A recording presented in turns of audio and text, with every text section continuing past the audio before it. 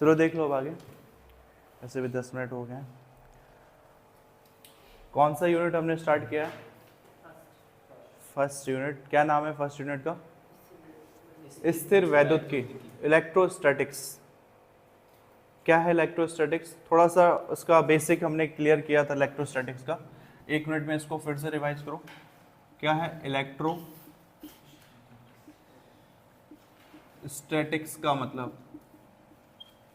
वैद्युत स्थितिकी का मतलब हिंदी में क्या कहते हैं? या फिर बोलो स्थिर वैद्युतिकी। चलो मोस्ट ऑफ द टाइम किताबों में यही लिखा होता, तो हम इसी को फॉलो करेंगे, स्थिर वैद्युतिकी। ठीक है, यही था। तो क्या था स्थिर वैद्युतिकी, जल्दी से बताओ। मैंने तो बताया ही हुआ है। हमने क्या किया था? इसको 2 पार्ट में, कुछ भी नहीं है, इसके नाम को 2 पार्ट में बांटो। स्थिर, स्थिर का मतलब क्या है? क्या बोला था? कोई भी वस्तु 2 ही अवस्था में रहता है, या तो स्थिर या गतिशील। स्थिर को कहते हैं स्टैटिक और गतिशील को कहते हैं डायनामिक। ठीक है, तो यहां पर हम जो पढ़ रहे हैं वहां पे वस्तु क्या है? स्थिर है। स्थिर का मतलब रुका हुआ, एक जगह पे रखा हुआ है वस्तु। और वैद्युतिकी का मतलब मैंने क्या कहा? वैद्युतिकी में कौन सा वर्ड छुपा है? विद्युत, वैद्युत। और मैं हमेशा कहता हूं, या फिर आपको अब आगे से हमेशा याद रखना है कि जब भी मैं वैद्युत बोलूं, वैद्युत का मतलब किससे है? आवेश से है। कभी भी वैद्युत बोलूं तो अब वैद्युत का मतलब समझना है कि हमारा मतलब आवेश से है। और आवेश में भी स्पेशली कौन सा आवेश? इस इलेक्ट्रॉन। ठीक है, तो वैद्युत स्थितिकी क्या थी, या स्थिर वैद्युत की क्या है? इलेक्ट्रोस्टैटिक्स क्या है? कि भौतिक विज्ञान की वह शाखा, फिजिक्स की वो ब्रांच जिसके अंतर्गत हम रुके हुए आवेश का अध्ययन करते हैं, या फिर बोलो स्थिर आवेश का अध्ययन करते हैं, वही क्या कहलाती है? स्थिर वैद्युतिकी कहलाती है। यही स्थिर वैद्युतिकी का डेफिनेशन है। भौतिक विज्ञान की वह ब्रांच या वह शाखा जिसके अंतर्गत हम स्थिर आवेशों का अध्ययन करते हैं, स्थिर वैद्युतिकी कहलाती है। इंग्लिश में भी इलेक्ट्रो मतलब हो गया, आप इलेक्ट्रो का मतलब वैद्युत, वैद्युतिकी, और इलेक्ट्रो का मतलब होगा आपका आवेश से। ठीक है, स्टैटिक का मतलब होता है रुका हुआ, क्योंकि हम स्टैटिक चार्ज की बात कर रहे हैं, रुके हुए चार्ज की बात। और बेसिक, इस चैप्टर को स्टार्ट करने से पहले एक और बेसिक क्या क्लियर होना चाहिए? एक रुका हुआ आवेश, स्थिर आवेश अपने चारों ओर क्या उत्पन्न करता है?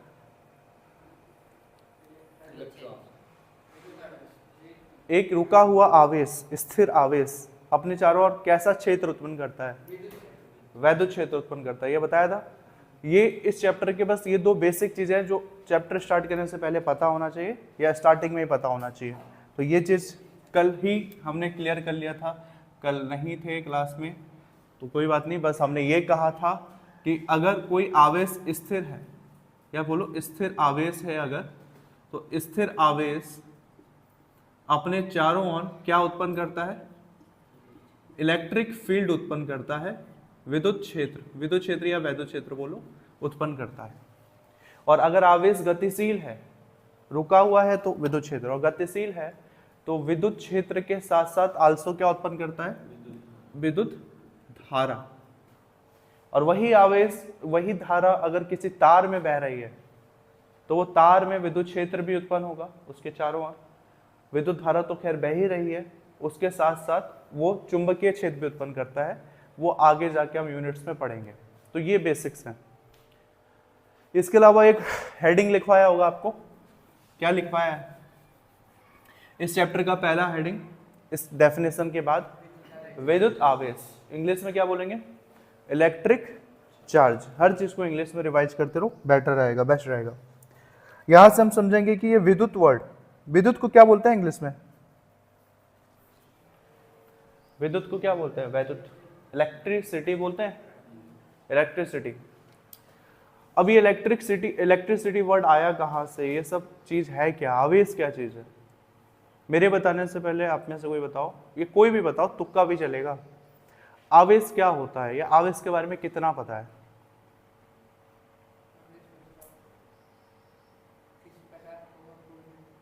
किसी पदार्थ का वह गुण जो वस्तु में होने वाले बल का अनुभव करता है। ठीक है, और कोई?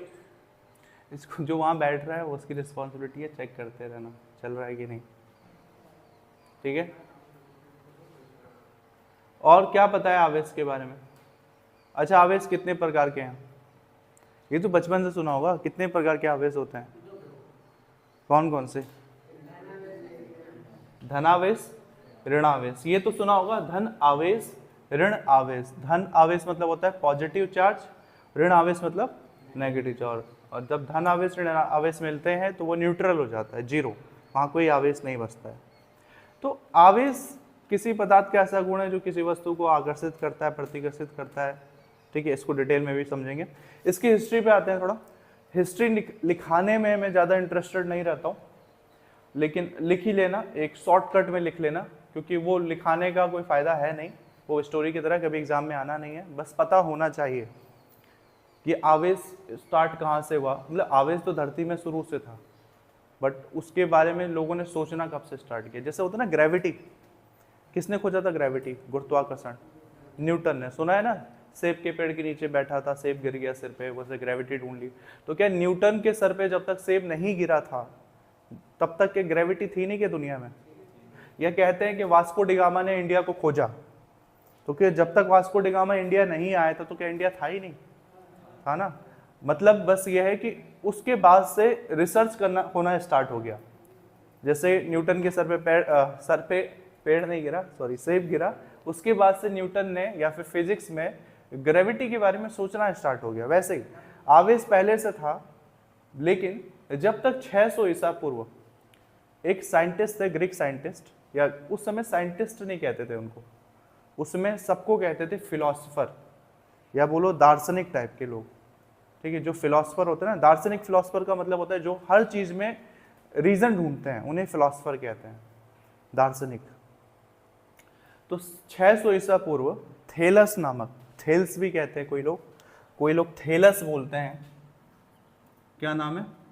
थेलस नामक ग्रीक, अब इनको साइंटिस्ट बोलो या दार्शनिक बोल लो, दार्शनिक थे। और कब की बात चल रही है? 600 ईसा पूर्व। थेलस नामक एक दार्शनिक थे ग्रीक के, इन्होंने सबसे पहले आवेश के बारे में बताया कि आवेश पे अध्ययन किया, ऐसे समझ लो। ऐसा नहीं कि आवेश की खोज की, आवेश पहले से था, उन्होंने बस आवेश के बारे में समझाने की कोशिश की। वो कैसे? आवेश एक ऐसा चीज़ है जो आप फील करते आए हो, स्पेशली सर्दी के मौसम में ज़्यादा करते होगे, गर्मी में भी करोगे, वैसे थोड़ा बहुत एग्जाम्पल्स तो हैं। सर्दी में कैसे करते हैं? कभी फील किया है कि कभी स्वेटर पहना है, अचानक अगर स्वेटर अच्छे से पहना है स्वेटर, या तुम धूप में जाके बैठ गए, कुछ समय बाद शाम को या अगले दिन तुम स्वेटर उतारते हो तो हमें थोड़ा बहुत ना यहाँ पे स्पार्किंग जैसा लगता है कि जैसे कुछ करंट हल्का सा लगा है बॉडी में। या फिर कभी ऐसे ट्राई किया कि कंबल एकदम गर्म है और तुम कंबल में और ऐसे हाथ मारते हैं तो उसमें चिंगारी जैसे आती है, कभी ट्राई किया है? चिंगारी मतलब हल्का सा स्पार्किंग जैसा होता है, वो आवेश है। और वो और कुछ नहीं, तो ये ट्राई किया बचपन में हम तो करते थे, जैसे कि ये स्केल ले लिया हमने, कभी ना कभी तो किया होगा, नहीं किया तो फिर तुम्हारा बचपन बेकार है, अगले जन्म में फिर पैदा होके फिर से वो बचपन जीना। स्केल लेके ऐसे वगैरह या पेन लेके हम ऐसे रगड़ते थे, और क्या करते थे, कागज के पतले पतले टुकड़े लेते थे या घास का हो, और फिर ऐसे करते थे तो वो घास या कागज के टुकड़े इस पर चिपकना स्टार्ट करता था। ये किया है? ठीक है, ऐसे कुछ चीजें ऐसे ऐसे रगड़ के। ये क्या है? जब आप इसको रब कर रहे हो ना, ये कोई भी धातु का टुकड़ा है या फिर नॉन मेटेलिक चीज है, ये प्लास्टिक का है स्केल, आप इसको जब रब कर रहे हो तो इससे हो क्या रहा है, ये आवेशित हो रहा है। मेरी बॉडी से हो सकता है, मेरे बालों से हो सकता है, चार्ज इसमें ट्रांसफर हो रहा हो, और जब चार्ज ट्रांसफर होता है इसमें तो उसमें कुछ सेकंड के लिए कुछ ऐसी एनर्जी आ जाती है जो अपने से हल्के कणों को अपनी ओर क्या करती है, आकर्षित करती है, हल्के कणों को। आप उसमें पेन चिपकाना चाहो तो पेन तो नहीं चिपकेगा, लेकिन हल्के कण चिपक जाएंगे। तो इसमें कुछ समय के लिए कुछ ऐसे आवेश आ गए, कुछ ऐसी ऊर्जा आ गई, वो ऊर्जा हल्के कणों को अपनी ओर आकर्षित करता है। उसी ऊर्जा को, जो हल्के कणों को अपनी ओर आकर्षित कर रहा है, उसी ऊर्जा को हम क्या बोलते हैं, आवेश कहते हैं। और ये सब बात सबसे पहले समझाने का श्रेय अगर किसी को जाता है तो वो 600 ईसा पूर्व ग्रीक के साइंटिस्ट या फिलोसफर थेलस को जाता है। जैसे मैं अभी स्केल का एग्जांपल लेके समझा रहा हूँ, आपने पेन से भी किया हुआ हो सकता है। इन्होंने जिस पदार्थ का यूज किया उसे कहते हैं एम्बर, एम्बर नामक पदार्थ का यूज किया, ठीक है। अब वो एम्बर नामक पदार्थ से ही ना वो इलेक्ट्रिसिटी वर्ड आई है। कैसे आई है? ये जो एम्बर होता है इसको ग्रीक भाषा में थेलस ने किस पदार्थ का यूज किया?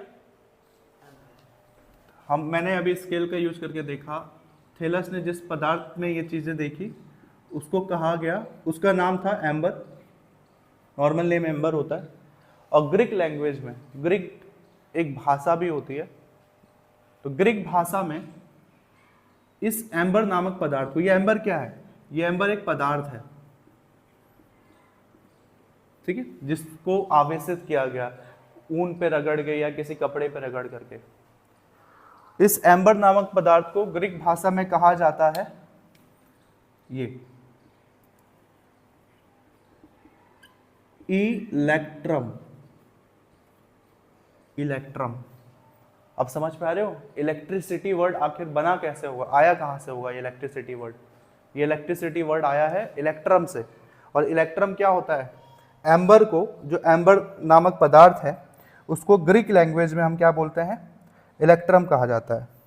और उसी इलेक्ट्रम वर्ड से, जैसे ये इलेक्ट्रम है, इलेक्ट्रम से मिलता जुलता आपने कौन कौन से वर्ड पढ़े हैं बचपन से लेकर अब तक? इलेक्ट्रम, इलेक्ट्रम से रिलेटेड क्या पढ़ा है? इलेक्ट्रिक पढ़ा है आपने, इलेक्ट्रिक कार, इलेक्ट्रिक व्हीकल, ठीक है, इलेक्ट्रिक रिक्शा जिसको ई रिक्शा भी कहते हैं, इलेक्ट्रिक पढ़ा है। या फिर और क्या पढ़ा है? इलेक्ट्रिक सिटी, ये पढ़ा है। इसके अलावा और क्या पढ़ा है आपने? इलेक्ट्रोस्टैटिक्स, ये पढ़ा है। तो ये सब वर्ड आया कहां से? इलेक्ट्रम वर्ड से आया। और इलेक्ट्रम वर्ड क्या था? वही एम्बर को ग्रीक लैंग्वेज में हम क्या कहते थे? इलेक्ट्रम कहते थे। तो हमारा टॉपिक क्या चल रहा था? वैद्युत आवेश चल रहा था हमारा टॉपिक, वैद्युत आवेश, इलेक्ट्रिक चार्ज।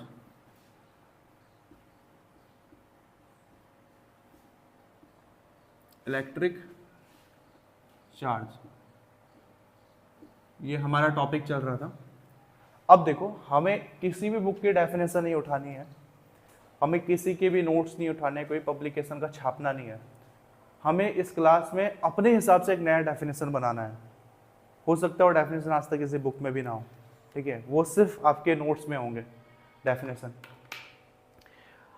आवेश क्या होता है मैंने कैसे समझाया था आपको कि अगर आप इस स्केल को, या मान लो कि यही वो एम्बर नामक पदार्थ है, मान लिया, सपोज दैट, वैसे भी साइंस में तो हम सपोज करते हैं, माना कि x बराबर ये, तो ये जैसे कि यही वो पदार्थ है, तो ये पदार्थ किसी हल्के वस्तु को अपनी ओर क्या कर रहा है? आकर्षित कर रहा है। इस पदार्थ को जब मैं ऐसे कर रहा हूँ, रब कर रहा हूँ, रगड़ रहा हूँ अपने बॉडी में या फिर किसी ऊन के कपड़े पर रगड़ रहा हूँ, तो ये पदार्थ में ऐसा क्या हो रहा है? एक ऐसी ऊर्जा आ जा रही है जिससे कि वो हल्की वस्तुओं को अपनी ओर आकर्षित कर रही है। और उस ऊर्जा को ही मैं क्या नाम दे रहा हूँ? वो ऊर्जा ही क्या है? आवेश है।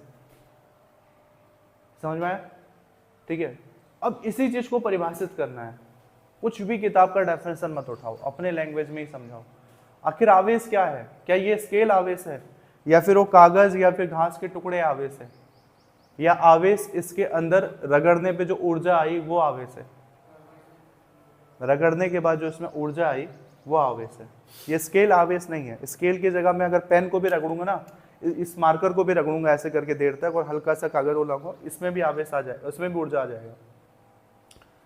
तो समझ में क्या आ रहा है? ये जो ऊर्जा इसमें उत्पन्न हुई हल्के समय के लिए, बहुत लो एनर्जी की ऊर्जा जो उत्पन्न हुई, वही आवेश है। तो आवेश क्या है? आवेश एक प्रकार की ऊर्जा है। और वो ऊर्जा किसको आकर्षित करती है अपनी ओर? हल्के हल्के कणों को, जो हल्के होते हैं, भारी कणों को नहीं। भारी कणों को भी कर सकता है, लेकिन उसके लिए भारी आवेश चाहिए, अधिक अमाउंट में आवेश चाहिए। तो आवेश क्या है?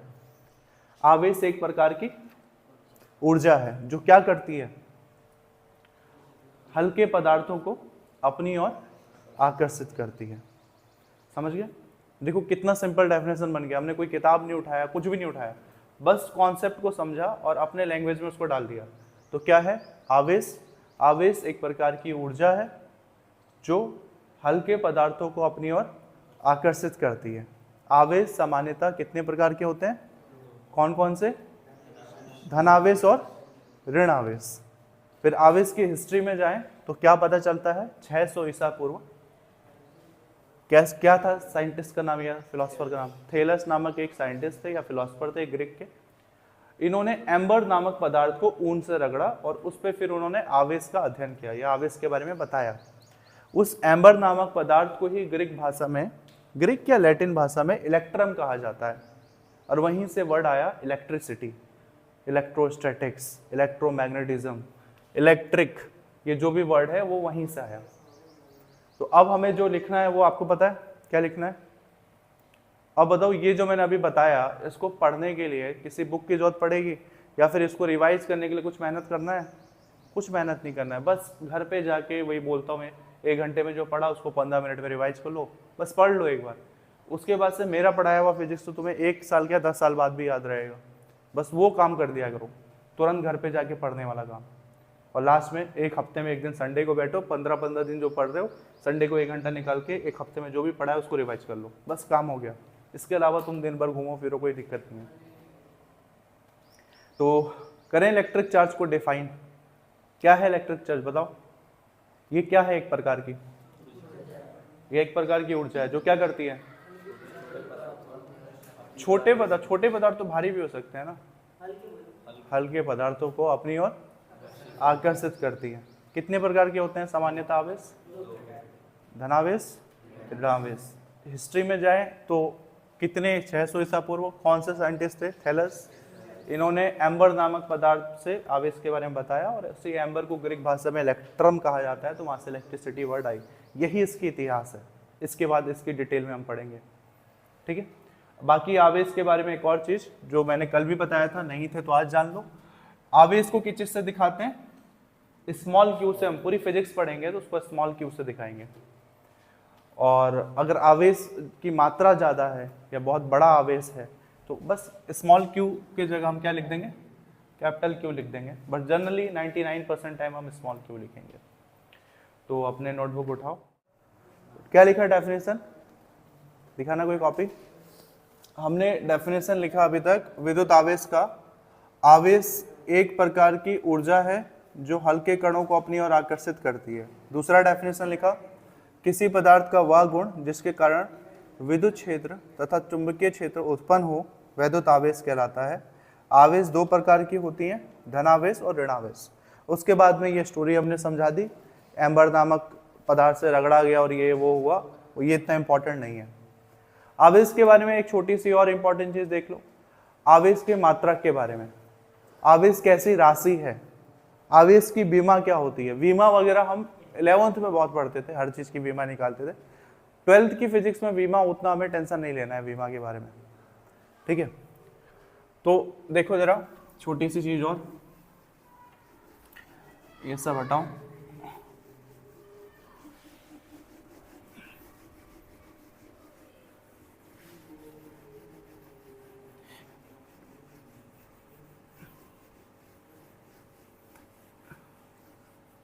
इसके नीचे एक लाइन लिखो, यह लिखने का काम बाद में करेंगे, पहले समझ लो।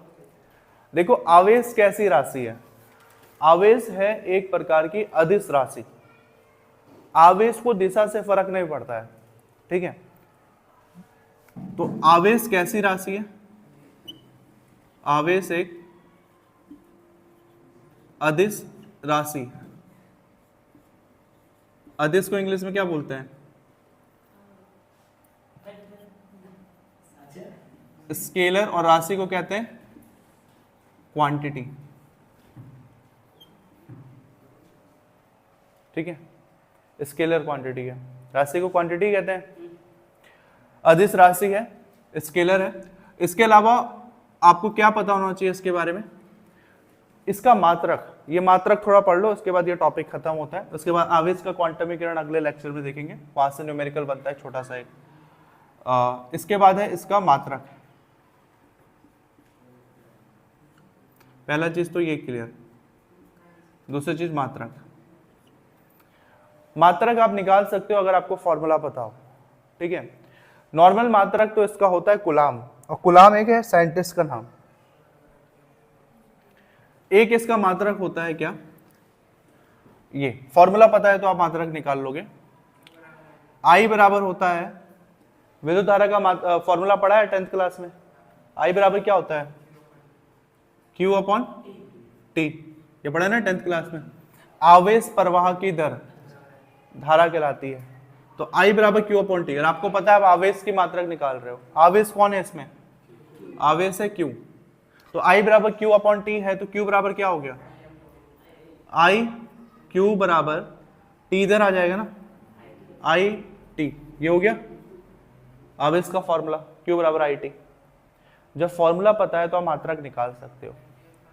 कैसे, तो Q का मात्रक क्या होगा, I का मात्रक धारा, धारा का मात्रक क्या होता है एम्पियर, और समय का मात्रक क्या होता है सेकंड, और दोनों के बीच गुणा है, भाग है, जोड़ है, घटाना है, क्या है गुणा है। तो आवेश का जो मात्रक होता है, आवेश का जो मात्रक होता है वो क्या होता है एम्पियर सेकंड, ये मात्रक होता है। इसी मात्रक को शॉर्टकट में हम बोलते हैं कुलाम, और कुलाम एक साइंटिस्ट का नाम है। आपके पास इस चैप्टर का एक इंपॉर्टेंट टॉपिक आएगा इसके बाद, कुलाम का नियम, कल या परसों आ जाएगा वो। तो इसी मात्रक को हम क्या बोलते हैं, या करके मैं लिख रहा हूं, क्या बोलते हैं इसे आल्सो पढ़ते हैं कुलाम। और कुलाम याद रखना 12th में बताया था, 11th में बताया था, अभी बता रहा हूं। जब भी कोई मात्रक किसी साइंटिस्ट के नेम पे होता है तो वो मात्रक हमेशा कैपिटल लेटर में लिखा जाएगा। कुलाम सी से स्टार्ट होता है, साइंटिस्ट का नेम है, तो वो उसका मात्रक कैपिटल सी होगा। तो आपको क्या पता चला, आपको ये पता चला कि इसका यूनिट, इसका मात्रक क्या है, इसका मात्रक है एम्पियर सेकंड। उसी एम्पियर सेकंड को आप क्या बोलते हो, यही एम्पियर सेकंड आपका कहलाएगा कुलाम। ये हो गया। ये एक छोटा मात्रक है, लेकिन इसके बड़े मात्रक भी होते हैं, और इससे भी छोटा होता है, कुलाम से भी छोटा मात्रक होता है। आवेश का सबसे बड़ा मात्रक होता है, ये आपको आवेश का जो सबसे बड़ा मात्रक है वो आपको मिलेगा 12th की केमिस्ट्री में पढ़ने को, जब स्पेशली नैनस्ट इक्वेशन पढ़ोगे आप, ठीक है। वहां पे आवेश का सबसे बड़ा मात्रक हम यूज करते हैं, उसको कहते हैं फेराड, फेराड या फेराडे। एक फेराडे में पता है कितने कुलाम होते हैं, ये तो स्टैंडर्ड हो गया, मात्रक इसका होगा कुलाम या एम्पियर सेकंड, याद रखना कुलाम। एक और सबसे बड़ा मात्रक मैं बोल रहा हूं, आवेश का मात्रक, और ये मात्रक में क्या है सबसे बड़ा मात्रक, सबसे बड़ा मात्रक, और किसका, आवेश का। आवेश का सबसे बड़ा मात्रक क्या होता है, फेराड या फेराडे। फेराडे भी एक साइंटिस्ट का नेम है, और आपको पता है साइंटिस्ट के नेम कुछ भी होता है तो हम उसको कैपिटल लेटर में लिखते हैं, ठीक है। तो इसका सबसे बड़ा मात्रक होता है फेराडे। और एक फेराडे में कितने आवेश होते हैं, कितने कुलाम आवेश होते हैं, 96,500, 96,500 आवेश, 500 कुलाम आवेश होते हैं एक फेराडे में। तो इसका सबसे बड़ा मात्रक होता है फेराडे। और एक फेराडे में, फेराडे को कैपिटल एफ भी लिख सकता हूं मैं, एक फेराडे में कितने आवेश होते हैं, 96,500 सी मतलब कुलाम, इतने आवेश होते हैं एक फेराडे में। ये सबसे बड़ा मात्रक है। छोटे मात्रक भी होते हैं, छोटे मात्रक तो आप जितना चाहो उतना लिख सकते हो, माइक्रो, मिली, ठीक है, ये सब छोटे मात्रक भी होते हैं। माइक्रो कुलाम बोला जाए तो 10 की घात -6, मिली बोला जाए तो -3, नैनो बोला जाए तो 10 की घात -9। ये पता भी होगा 11 से, ये नहीं पता होगा तो आगे जाके जरूरत पड़ेगी तो हम लिखेंगे। ठीक है, या फिर लिख ही देता हूँ, जब इतना लिख ही दिया सबसे बड़ा मात्रक तो छोटे मात्रक भी लिख देता हूँ। तो आवेश के ये बड़े मात्रक हो गया, आवेश का छोटा मात्रक, यहाँ लिख देता हूँ, यहाँ जगह है, अन्य मात्रक लिख देते हैं या छोटे मात्रक लिख देते हैं। मेन आपको कूलाम याद रखना है, इसके अन्य छोटे मात्रक या अन्य मात्रक, ये छोटे वाले मात्रक है सारे, ठीक है।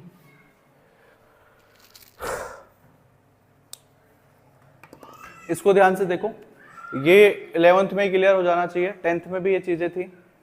एक मात्रक होता है 1 माइक्रो कूलाम, माइक्रो का मतलब कितना होता है, 1 माइक्रो कूलाम। नहीं क्लियर है तो देख लो आगे, सबका तो नहीं होगा क्लियर, इसलिए आज देख लो फर्स्ट और लास्ट, उसके बाद तो सिलेबस में हजारों बार रिपीट होगा। माइक्रो को दिखाते हैं इस चिन्ह से, ये म्यू, माइक्रो को इस चिन्ह से दिखाते हैं, और कूलाम को किस चीज से दिखाएंगे, किसी से। और माइक्रो कूलाम का मतलब होता है, माइक्रो का मतलब होता है 10 की घात -6, माइनस में क्या इसका मतलब, ये छोटा मात्रक है, काफी छोटा। तो 1 माइक्रो कूलाम का मतलब है 10 की घात -6 कूलाम, माइक्रो का मतलब ये होता है।